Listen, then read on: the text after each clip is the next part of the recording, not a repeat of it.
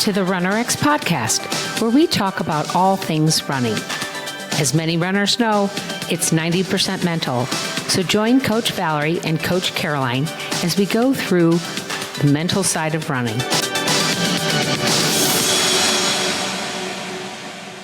Okay, welcome back to the RunnerX Tough Love Tuesday edition of the podcast.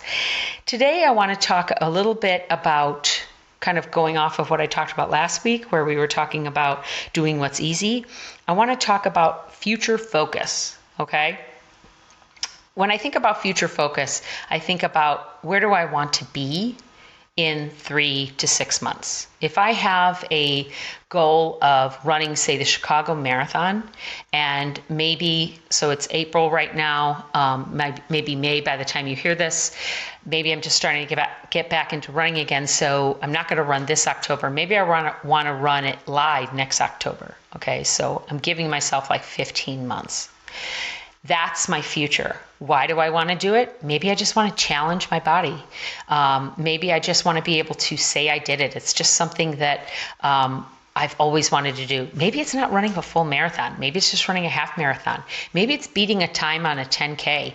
I would love to beat an hour on the 10K, right? I think my best 10K when I was running consistently was like an hour, 6 minutes. So it was about a little over right around a 10-minute mile, a little bit over. I would love to beat an hour 10K. Well, if that's my goal, if that's future me, who would future Coach Caroline have to be running a sub-hour 10K? Well, she would have to be running consistently.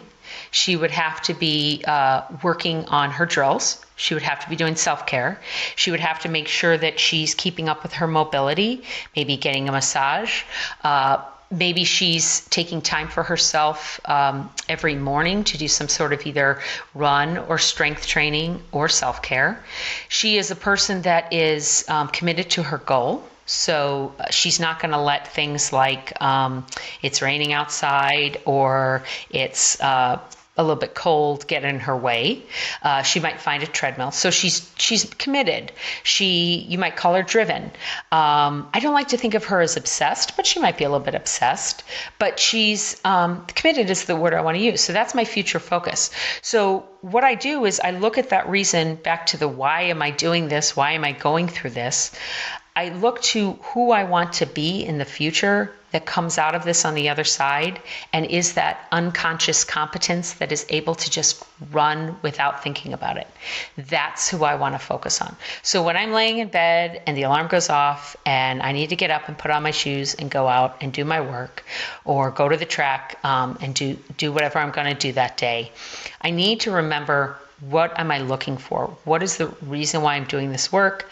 What is my future focus? Is it that run that I'm doing with my friends? Is it to beat that time? And who is the person I need to be to get there? Now, this is the woo part. This is the whole mindset part. A lot of people will spend a lot of time working on, I want to run the marathon. I want to run the marathon. And then they go run the marathon. They finish it. Hallelujah, that's all I wanted to do. And then they're let down because they think that when they finish that future goal, when they achieve that goal, when they hit that pay scale or lose that weight, that suddenly like the seas are going to open up, the sky's going to turn bright, and the world is going to be different. That never happens. How many times have you thought to yourself, oh, when I get married, it'll be different. When I find that boyfriend, it'll be different. When I lose the 10 pounds, it'll be different. It's never different, guys. It's because that event isn't what is making you do what you do. It's the journey along the way. So if as you're learning this, you think to yourself, this is who I am now. I'm already committed and driven.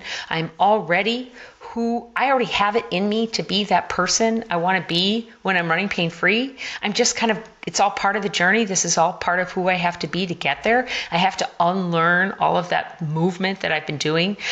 Personally, I have to unlearn the marching that I went through for 8 years of marching band, right? Where you learned to lift your knee up and to keep your foot pointed down. Oh my gosh, I can't tell you how hard that is for me to get to loosen up the ankle, to not lift with my quad. This is all part of the unlearning process, but I'm already the person that is running a sub-hour 10K. I'm already that person. And this is just all part of the fun, because I'll never get there if I don't go through this. So I'm going to ask you this week, as you go out and do your practice, to embrace your future self, embrace right now the journey that you're inevitably going to get through, because you will inevitably get to your goal. You just have to enjoy it now, because then when it happens, that's just going to be like icing on the cake. I did it. See, I knew I'd do it. I already knew I'd be there. So here I am. So hope you enjoyed this podcast, and we will talk to you next week. Thank you for joining us on the RunRx podcast. If you'd like to know more, join us at www.runrx.fit. And if you have additional questions that you'd like answered on the podcast, email us at support@runrx.fit.